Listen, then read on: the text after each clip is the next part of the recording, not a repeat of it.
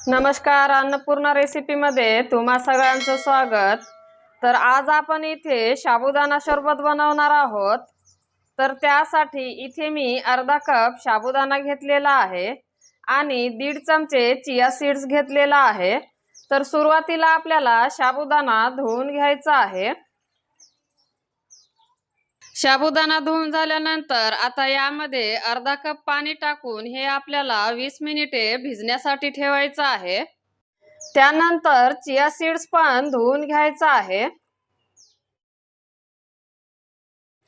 Chia seeds धुवून घेतल्यानंतर आता यामध्ये 1/4 कप पाणी टाकून हे आपल्याला 10 मिनिटे भिजण्यासाठी ठेवायचं आहे। 20 मिनिटाच्या नंतर इथे तुम्ही बघू शकता साबुदाणा छान असा भिजला गेलेला आहे।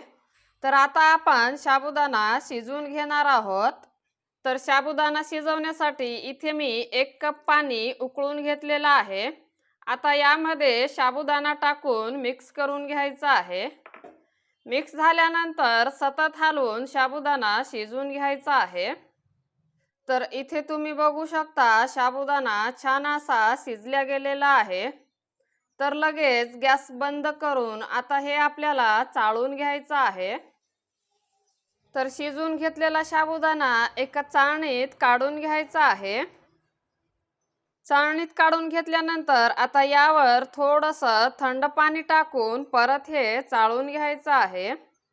चाळून घेतल्यानंतर आता हे आपल्याला थोडा वेळ बाजूला ठेवायचं आहे।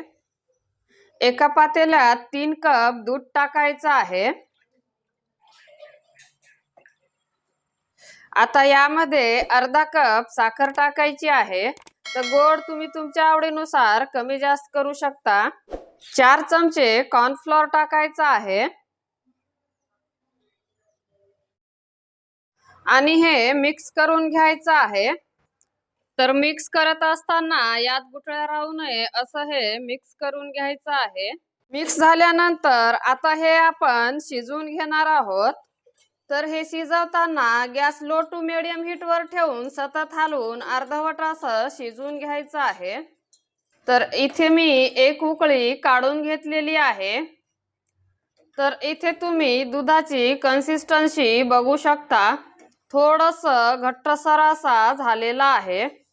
तर लगेच गॅस बंद करून आता हे आपल्याला खाली काढून घ्यायचं आहे। आता हे आपल्याला एका बाउल मध्ये काढून घ्यायचं आहे। आता यामध्ये भिजून घेतलेले चिया सीड्स टाकायचं आहे। त्यानंतर शिजवून घेतलेले साबुदाणे टाकायचं आहे। आता हे मिक्स करून घ्यायचं आहे। मिक्स झाल्यानंतर आता यामध्ये अर्धा चमचा इलायची पावडर टाकून हे मिक्स करून घ्यायचं आहे।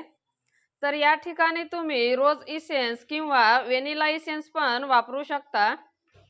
मिक्स झाल्यानंतर आता हे आपल्याला पूर्णपणे थंड करून थोडा वेळ फ्रीज मध्ये ठेवायचं आहे।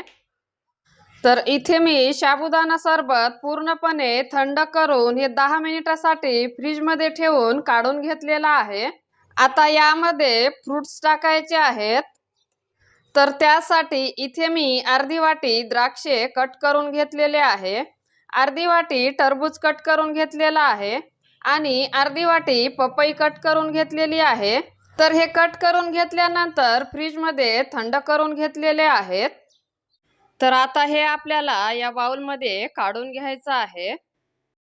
तर यामध्ये तुम्ही कोणतेही फ्रुट्स वापरू शकता। आता हे आपल्याला मिक्स करून घ्यायचं आहे। मिक्स झाल्यानंतर साबुदाणा शरबत तयार आहे। आता हे आपल्याला ग्लासात काढून घ्यायचं आहे। सजावटीसाठी बदामाचे काप टाकायचे आहेत। बदामाचे काप किंवा पिस्त्याचे काप तुम्ही यावर टाकू शकता आणि सुकविलेले गुलाबाचे पानं टाकायचे आहेत। व्हिडिओ आवडला असेल तर व्हिडिओला लाईक करा। अशाच अजून नवनवीन रेसिपी बघण्यासाठी आपल्या चॅनलला सबस्क्राइब करा। धन्यवाद।